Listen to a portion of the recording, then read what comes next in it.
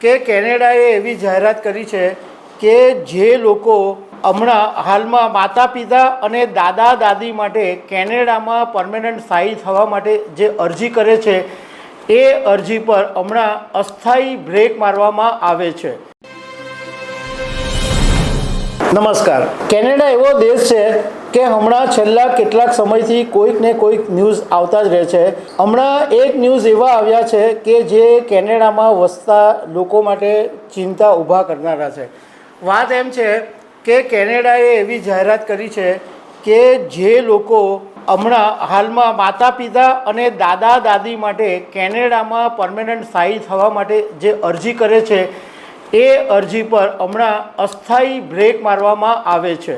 એટલે હમણાં ટેમ્પરરી આ અરજીઓ સ્વીકારવાનું બંધ કરી દેવામાં આવ્યું છે એવું કેનેડાની સરકારે કીધું છે।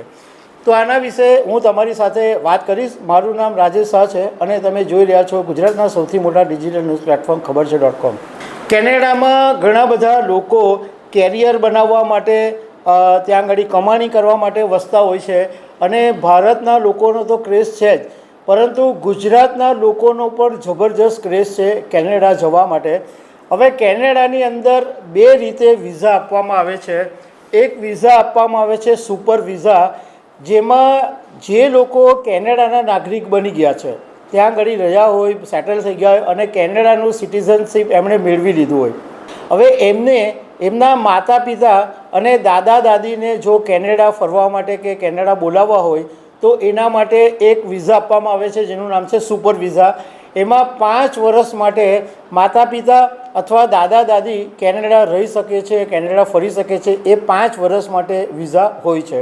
અને બીજો એક જે વિઝાનો પ્રોગ્રામ છે એ parents and grand parents program એટલે PGP વિઝા નામનો એક પ્રોગ્રામ છે।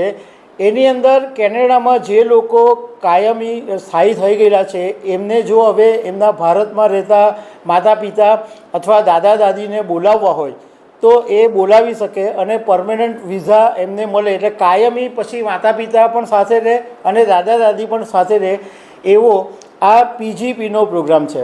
પણ હવે કેનેડાની સરકારે જાહેરાત કરી છે કે હમણાં જે માતા પિતાના દાદા દાદીના પરમેનન્ટ રેસિડન્સના જે સ્પોન્સરશિપ માટેનો જે વિઝા છે એ હમણાં અસ્થાયી બ્રેક મારવામાં આવે છે।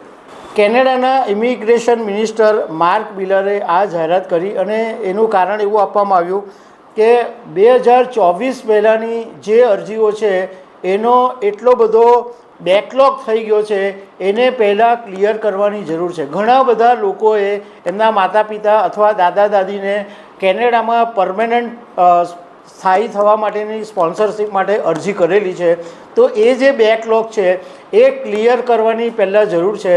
એટલા માટે હમણાં 2025માં હવે કોઈ પણ નવી અરજી જે છે માતા પિતા અને દાદા દાદીની પરમેનન્ટ સ્પોન્સરશિપની, તો એની પર હમણાં અસ્થાયી રીતે બ્રેક મારવામાં આવી છે।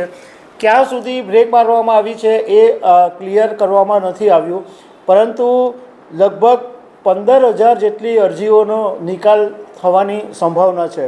બીજું, કેનેડાની અંદર હમણાં જે ત્યાં વસતા લોકો હોય એના માટે એક મુસીબતના એ સમાચાર આવેલા કે ત્યાં આગળ પોસ્ટ ઓફિસની હડતાલ ચાલે છે અને હડતાલ ચાલતી હતી અને એ હડતાલ એટલા બધા દિવસો સુધી ચાલી અને એ હડતાલનું નિવારણ થયું અને એ પછી ક્રિસમસનો તહેવાર આવી ગયો, તો એને કારણે હજારોની સંખ્યામાં ભારતીયોના પાસપોર્ટ અને વિઝા અટવાઈ ગયા છે અને એની સાથે સાથે કેટલા બધા લોકોએ એમના સંતાનો માટે જે ખાવા પીવાનું મોકલું છે એ પણ અટવાઈ ગયું છે અને હવે પછી હડતાલ પૂરી થાય છે એ પછી હવે એમને કેટલા દિવસો પછી આ બધું મળશે, કારણ કે જે ભરાવો છે એ મોટા પાયે થઈ ગયો છે।